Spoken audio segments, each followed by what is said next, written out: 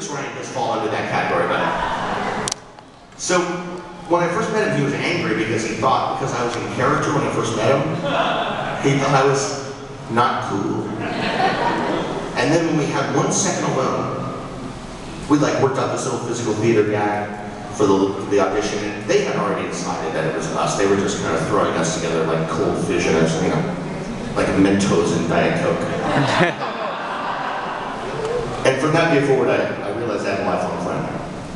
And he's pretty bummed out when he's not invited to this panel, but I don't care. It's all right. So you guys, I want to ask you something super serious. When the Samurai and the Super Samurai Rangers come in, let's give them a round of applause from the heart, because they worked hard right alongside me.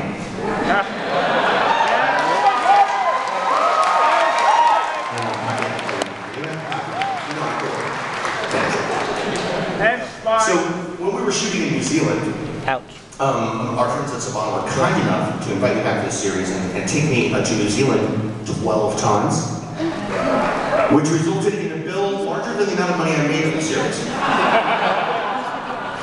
And that's actually true.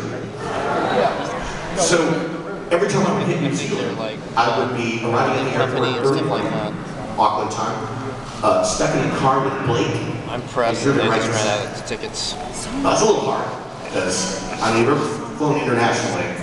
Even if they give you the nice seats, I mean, no seat is like that. There is no bulk class. Because it would be like a small trailer, you know? So yeah, I had the pod thing, which was really beautiful, wonderful, awesome. Thank you so much for flying me first class. But that was like me in like a cryo tube or something. I tried to like move around. So they would get into the set and I'd be like, woo. And Felix would be there. They would always fly him in 2 days earlier than me because, rightly, they thought that he needed more time to adjust. I probably did too. And then we would just start doing our thing. And we would do that for 4 days, 5 a.m. to like 6, 7 p.m. at night. And then I would wrap on the 4th or 5th day, right to the airport and onto a plane.